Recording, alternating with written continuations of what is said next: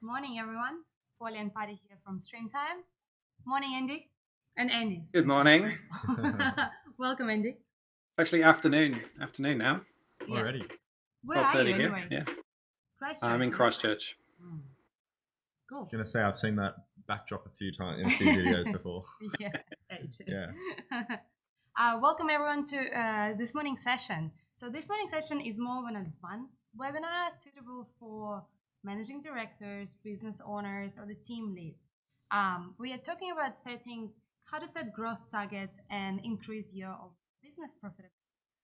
And that's why we invited Andy to join us this morning. Andy is our managing director of Streamtime, and he's got heaps of experience in running successful businesses. So I think it's perfect for him to share his thoughts on how to make money, essentially, and how to understand your current status. Yeah. Thought timely, given it's the end of the year, looking ahead for the year ahead, that we should probably be doing what we can to offer advice and expertise where we are. So yeah, thanks Andy for tuning in today from across the pond. Oh, sounds like our sound might be out. I even use the correct cups. This is Pretty the good. founder of Streamtime Streamtime, by the way, if you don't know who this person is. Hi, Aaron. Hi, Aaron. So this morning's session is going to be broken down into three parts. So we're going to start with talking about understanding the current health of business and understanding where your business is at in order to then set those growth targets for yourself and understanding what are the areas of improvement for your business. Then we will finish with how to increase your business profitability and talk about the strategy that we suggest, and mainly Andy, since he's got more experience than us in running businesses. Talking about the strategies and how to increase your overall profitability just in time for the new year. Yeah. What do you think, Patty? Yeah, sounds good. Obviously, we'll talk through on a few different strategies, a few different ideas that you can employ, different ways you can employ them. And hopefully Andy can shed some light on what's worked best for him in the past. But I think when it comes to these kinds of things, it is a case-by-case scenario. Everyone runs different businesses, runs them differently, and does all sorts of different work. So hopefully there'll be some takeaways in there for all of you who've come along today. So thanks everyone again for tuning in. Do you want to run through housekeeping for us, Paul, before we get on the way? Sounds good. Yep. This is what I do. So a bit of housekeeping, guys. If you haven't already, please introduce yourself. Say where you come from, what's your role, and if you've got any questions along the way, just shoot them through on the right-hand side in the demo. We will touch base on them at the end of the session. Yeah. But yeah, enjoy it. Awesome. So getting underway today, let's chat about understanding the current climate of your business. So we'll just kind of jump into Streamtime and get everyone across how to pull some quick figures and things you might be wanting to look at this point in time. So do you want to just run through what they might be, Polly? Yeah, for sure. So in order to understand what are the areas of improvement in your business and where you want to head towards in the future financially, you would need to understand where your business is at. Yeah. Obviously. So there are reports that you can run from Streamtime, some profitability reports on how much revenue you're making from a specific client and the actual client value. So those reports are very important to be able to create. So Patty, what is the first report you're looking at? So I've come into a client profitability report. So this is showing me cost, sell, invoiced amounts, and then some profit margins and total profit figures. Currently, I'm looking at all my clients and I'm looking at jobs that are completed and archived. Obviously, if I'm looking at profit, I don't really want to look at things that are currently in progress. I might get some skewed figures. I'm more interested in things that are wrapped up. And so this is filtering to show just those jobs, which are probably towards the end there, is good. Just a good thing to keep in mind, just to make sure you're getting a refined report. These grayed out jobs are those archived, and I might want to look at things that have, happened this year. So I might look at all jobs created after the 31st of December. So I'm looking at just at 2019 so far. I'm just doing the year in review here. And at this point, what you can do is, you can look across the entire business. You can scroll down here. We might actually want to pick a couple of clients to look at in particular. For example, ESOP, I know we did a couple of jobs with them this year. So just adding a simple company filter there is going to give me a quick snapshot into that company and understand the value that they brought us, how we worked with them, and just get some quick figures there. Yeah. And in terms of the overall profitability report, you could look at a few reports. You could look at the profit and progress report, so looking at all your current jobs, the live jobs that you've got going on, or the expenses for time and cost, and looking at the invoiced amount, the total invoiced amount, and how much profit are you making so far. So those are your current jobs that you're working on.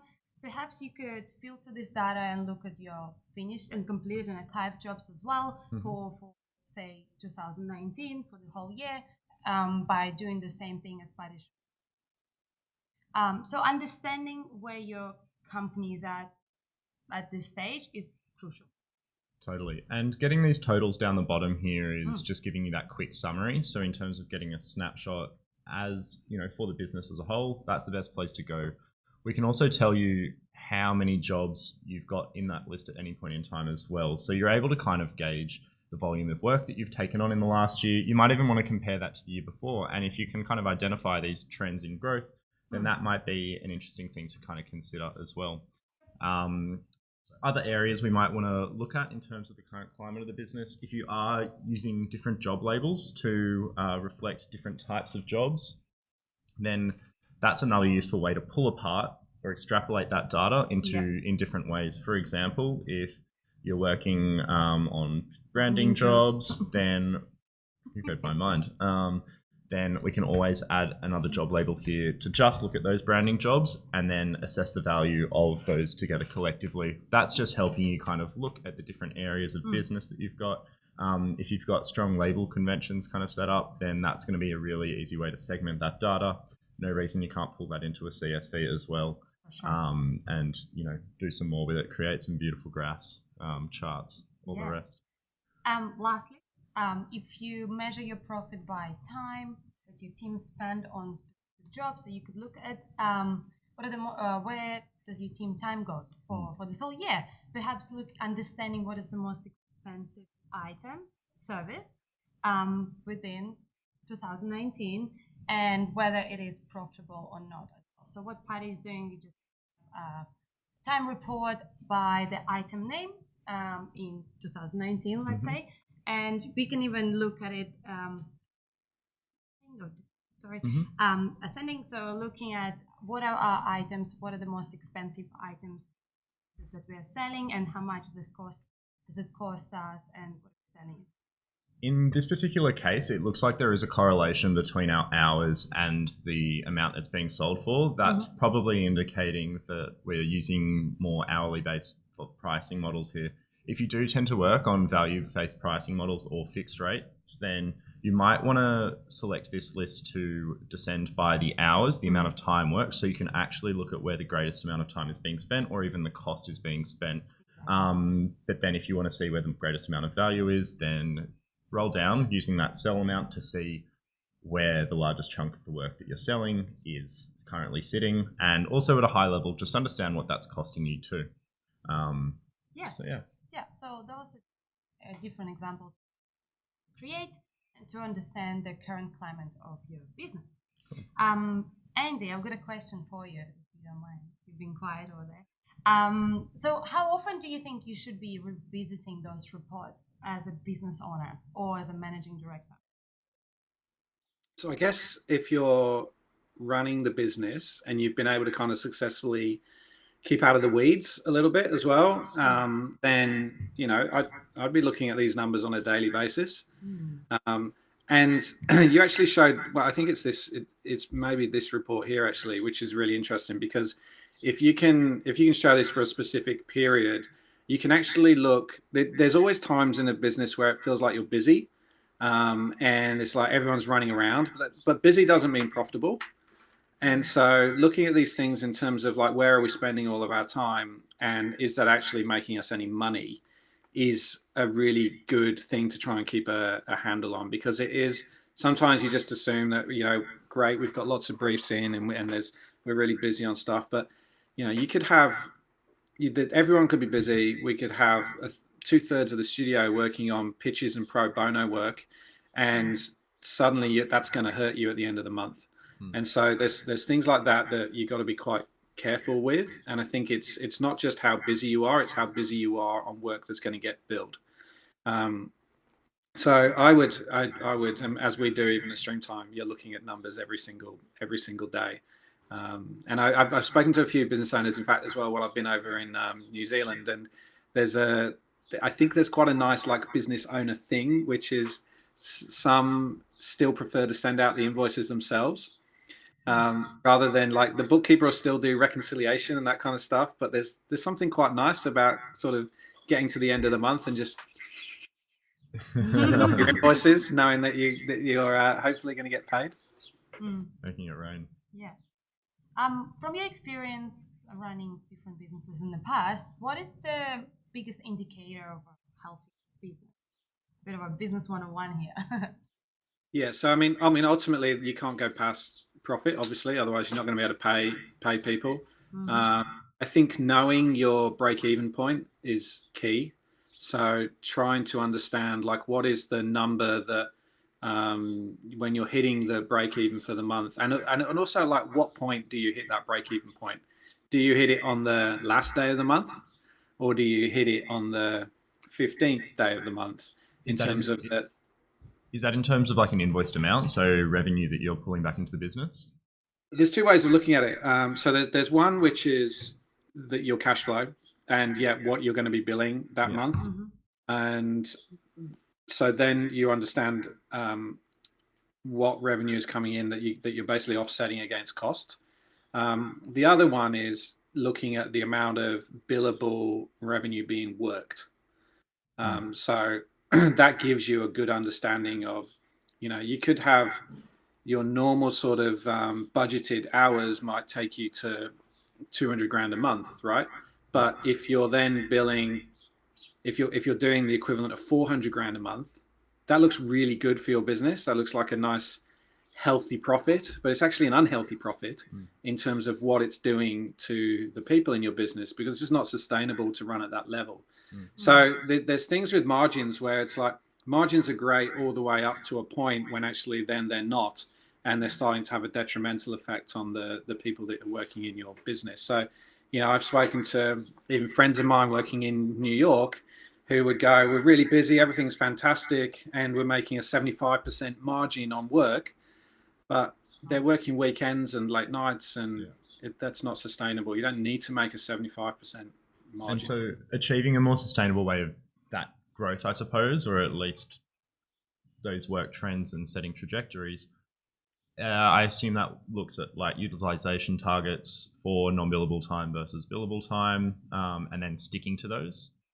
Yeah, I think like, and creative agencies especially, terrible at like, working on our own stuff and the discipline around that as well. And you'd always rather be working on something that's, fun and for yourself than for a client. So finding some discipline, even if it's just, actually putting some boundaries around when you're going to do that work, setting it aside each week and just going, what, that gets scheduled in, and that's what you're going to do. So creating some boundaries for the team to understand that better is a good idea. And like work to a target. And if you find that halfway through the month you're able to get a little bit more time to do some of that stuff, then great. Or if I guess some of this gets into looking into types of jobs, and you just, you pulled up here like just the item planning or the item report. If you have this kind of productized approach to how you sell things in your business, understanding where you make your money is a big part of how you're going to kind of progress forward in terms of making more profit. What are the easy things that can go wrong when setting those targets? It's just them not being realistic, or them being set at the beginning and not looking at them until the end. Like that happens all the time. Like, and I mean, I know we have customers as well that they do plan to profit margins. So it's actually, they keep going with the job keep planning the job until they hit the planned profit margin. But the key is like, that's fine at the beginning, but then how are you going to stick to it during the project? And so, we've put in projected profit margins that have a kind of algorithm around them, which I think is really useful, helps people understand how their projects are tracking, as well as the burn-up chart in terms of, how closely aligned are your lines in terms of progress in the project. But the things where, there's a good one. There are things where, though, changes in scope, changes in time, they're all going to affect your profit margins, and especially client delays, which are inevitable.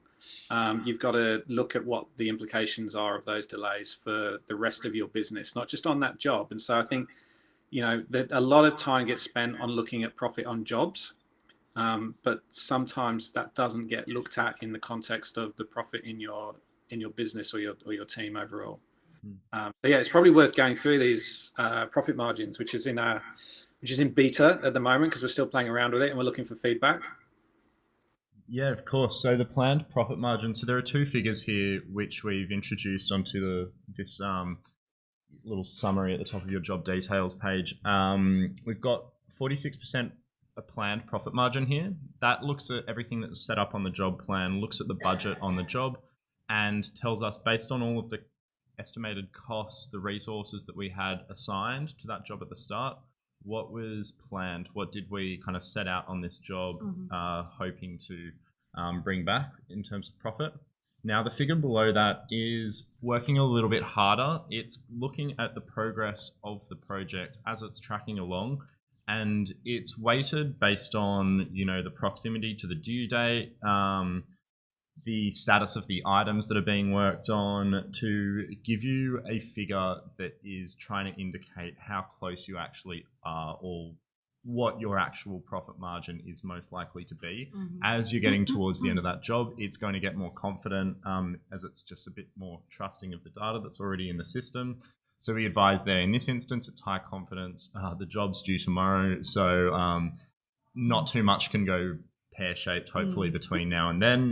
Who knows? But it's giving us a figure based on all the data in the system so far to kind of guide us towards that, and that will track along as the job progresses. So that figure in particular is something that we're kind of keeping an eye on in terms of different practices at the moment, how different people are planning their jobs and actually going about working, to see how it's going. But this is a good example here of how it's kind of showing us before we actually do send off that final invoice. And wrap up this job where we're currently sitting. Yeah, for sure. And as we just said, this is currently in beta, so we are testing this. And if you are a numbers person, so I would highly recommend looking into that. And any ideas you've got around this profit margin and how we calculate the plan and projected ones, it would be great to chat to you and get an idea of how you. And this is really useful for people managing projects that have profit margin targets, because there is always a point in a project where you can potentially charge more, right? Because of what a client has changed or something that's gone off versus the original scope. And it's one of those things that, if you don't see this information, you might just let it go and go, oh yeah, that's okay, we can probably just squeeze that in, and yeah, no worries, we can do that for you. Or yeah, let's take that extra meeting, or we'll do one more presentation. But actually, it's getting toward, when you get towards the end of the job, like that one more presentation where, we've got to do another presentation to the CEO or whoever it is at the client, that can be the difference to another few percentage points of margin if you charge for it. And so it makes a big difference. And we've had these chats with clients. We have a Slack VIP channel for some of our clients, so you can kind of apply to become part of that discussion. And we talked about this the other week, which is like, where do you make your profit on jobs?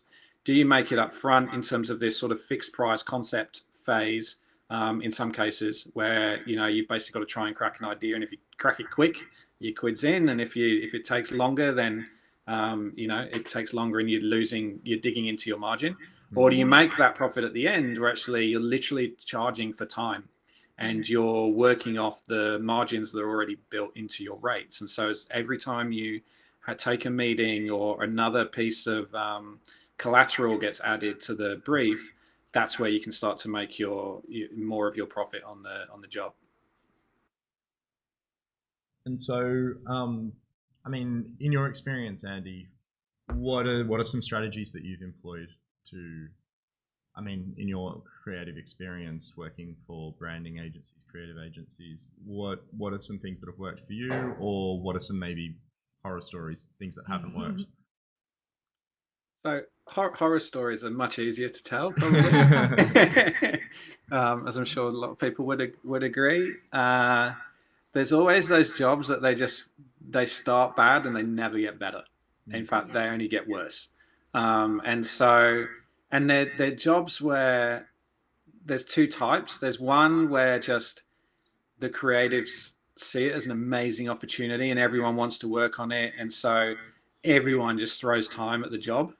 And well, you haven't cracked something, and so we're going to throw another 3 teams at it, and let's see if we can do it. Or this is an award-winning opportunity, and so then you just watch your margin go out the window, and that is a really you have to make a business decision around that one. And I think what's good in that way of doing it is that you can be quite transparent about that decision and let everyone know that, okay, if that's what we want and that's what we want to do, then this is what we're going to do. And again, try and stick some boundaries around it, and make sure that other work isn't suffering as a result. Then there's the ones where you're just stuck, and sometimes you just don't have someone who's able to lead the client. And we're saying yes to everything, we're doing extra work, and we're not having the tough conversation with the client to go, what, this work is worth more. And training your people up to try and negotiate better with clients. And even though no one likes having a tough conversation, but actually embracing those tough conversations and going, hey, yeah, we'd love to do that for you, but it's going to cost you more. And that is something to try and just kind of instill into your people. So I think those are sort of the key ones of trying to keep on top of. And then the other big thing is like working out which bits of your business make you the most money. And also not going that, like, just because you have a really good and nice client doesn't mean that they can't be profitable, right? And so actually the reality is that your best, nicest, biggest clients are the ones that you can charge more to because they respect and they trust that you're going to do good work for them, and you have good relationships. And you shouldn't feel bad about having high value relationship clients. And those are the ones to try and identify. So when you go back and you look in your numbers and you look at also the ones that kind of make your team happy, the ones that get you to do the best work, they aren't the ones that you have to forfeit profit on. They're the ones that you can make more profit on. They're the ones that can be your most valuable customers. And so taking stock of that, even if it's once a quarter, to be able to look at who can you charge more with, because they appreciate what you do and you've got a longer term relationship with them. Yeah, and looking at pricing, value-based pricing is the term that's been discussed stream time around our VIP channel and our clients for some time now. So basically shifting the focus from talking about how the work is getting done to the results that the client expects. So in short, determine the value of your work that you can bring to the client. So Andy, what do you think of that? We understand that it's a tough conversation to have if you're so used to charging your differently. So what's the advice that you could give to around shifting that mindset of towards value-based? Yeah, I mean, it's a difficult one to just jump to straight away. And there's there's people who have written great books and posts and stuff on the topic. I think one thing that I find quite interesting in terms of a concept around how to look at it is first off, try and understand what the business is trying to achieve, and trying to get them to tell you what that's worth. If also in that discussion, if one of the things that they're doing is actually trying to cut costs or stem decline, having a value-based conversation is quite difficult at that point. because they're in sort of risk averse mode. But ideally, they're in kind of, we want to grow. And so, okay, well, what's that growth worth to you? Get budgets out of them very early on in the conversation so that or even give them an idea of what something is worth at the beginning of a conversation, just to kind of make sure you understand whether they're legit and real or not, or whether they're just going to kind of waste your time. But then I think there's the opportunity coming up to sort of experiment with the way that you price your work. And you could just try this on your next new business call. And so one of the things I think is really all we do at the moment is charge for costs of creation. So we do our projects and we're in and then we're out. And sometimes we don't even know what the results are. Sometimes we don't ask what the results are. And the opportunity to get more involved in that and to charge for cost of creation, but then charge for a little bit of sort of ongoing consultation as something rolls out, or cost of usage, which is, essentially licensing your work, which in our industry isn't unheard of. You have this for photography, you have this for music and voiceovers and talent, where they get charged for kind of licensing of their work. And so it's not a strange concept. And if your client is screwing you down on price in your kind of creation phase, then the opportunity is to say, okay, that's all right, but then we're going to have to try and make that up in usage. So again, that's another way of sort of looking at it. And I kind of see that sort of creation and usage is potentially a stepping stone into better value-based pricing conversations later on. But get to know what levers drive profit in your clients' businesses. And then you can start to work to them. Like the difference between creative businesses and management consultancies is creative businesses are often selling intangibles of what might happen and what could happen. And therefore, creative businesses will make anywhere between 5 and 25% margin. Whereas some of the management consultancies are operating at 40 to 50% margin, because the only conversations they're having with their clients are about shifting their bottom line. And so if they can show this is where the bottom line is going, then instantly you're trusting them around that kind of conversation. You don't have to be a management consultant overnight. It's just actually showing an interest in where they make their money and what's going to be most valuable to them. And we know that as creators, we can create significant value, and I guess exponential value as well. So when we crack something, we know the effect that can have, and we should be rewarded for it as well.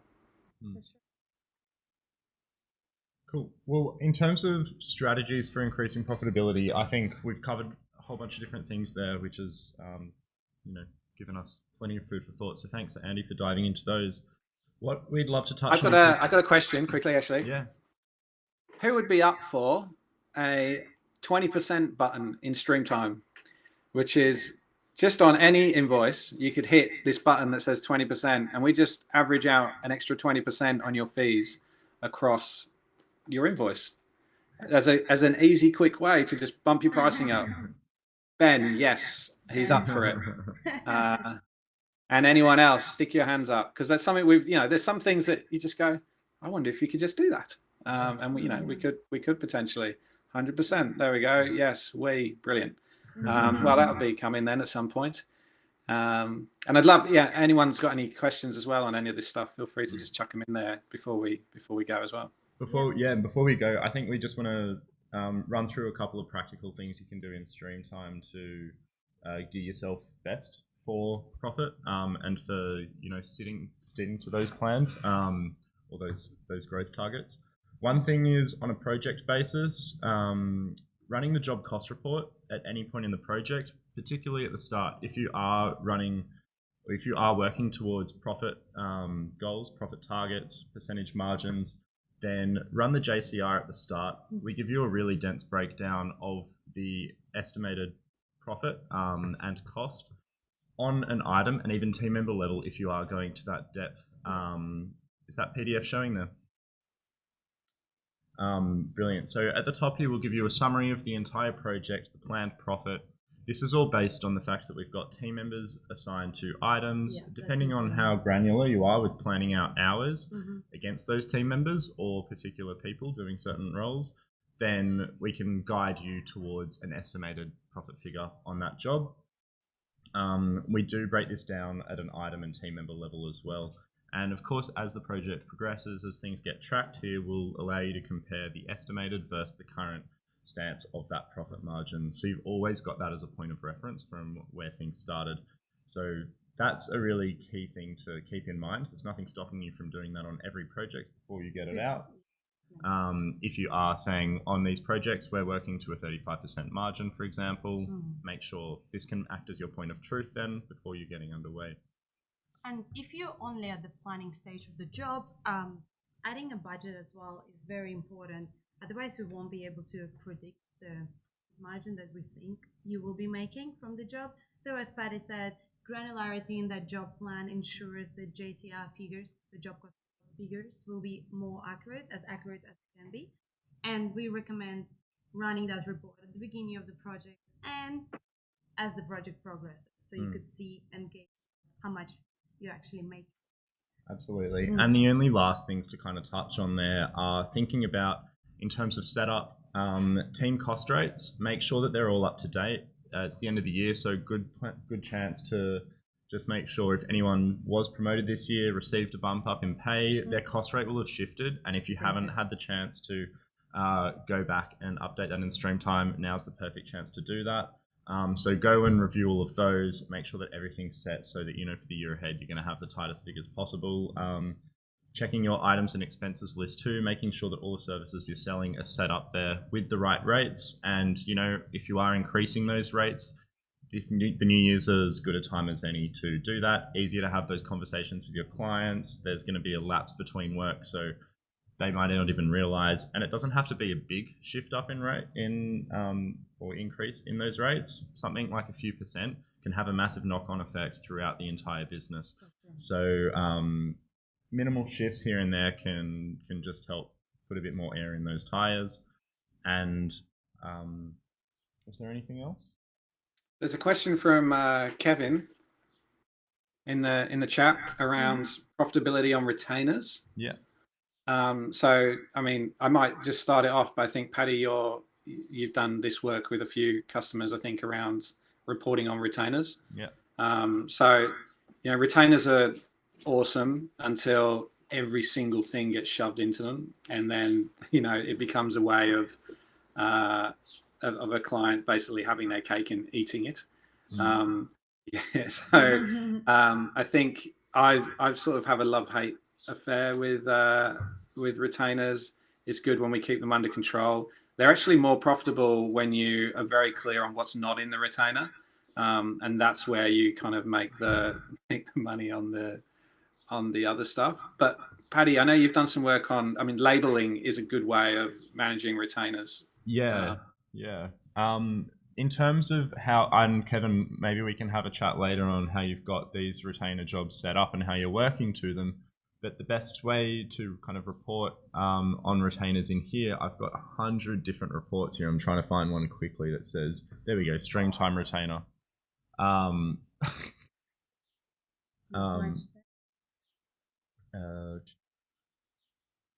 Maybe it's because it wasn't created this week. Brilliant. Okay, so Kevin, looking at a report like this, where I've got a few different columns turned on, I've got my profit margin, my invoiced amount, my total profit, time used, budgets. So this is actually quite a dense report in terms of all the different figures that we're looking at.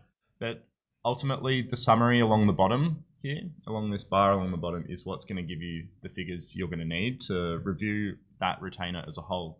And this is working just with a simple label retainer. As you can see on each of those jobs, we've got it for a certain client. Obviously, we can pair that with a date range, or if there was another particular label you wanted to do to combine those together, then this is just a matter of having different filters set up to kind of collect all of those jobs together. But we can see that the job label is retainer. We're looking at all jobs, including archived, and Streamtime's the company here. So being able to pull through all those jobs together and then review the retainer as a whole using those totals down the bottom there, that summary is the most effective way to see how that retainer job has performed. Excellent. Sorry, I can't take. This year. Cool. Well, that's been half an hour, was it? 35 minutes. So thanks so much for tuning in, guys. Thanks, Andy, for joining us. It was awesome. I'll see you all next week for what's next week? Oh, recap of 2019. Yeah, it's the Yeah. day after our Christmas party, so it might be a Yeah. slow webinar, but we'll see how we It go. might be. Oh well. Thanks, guys. Thanks, Andy. And Thank you. See you later.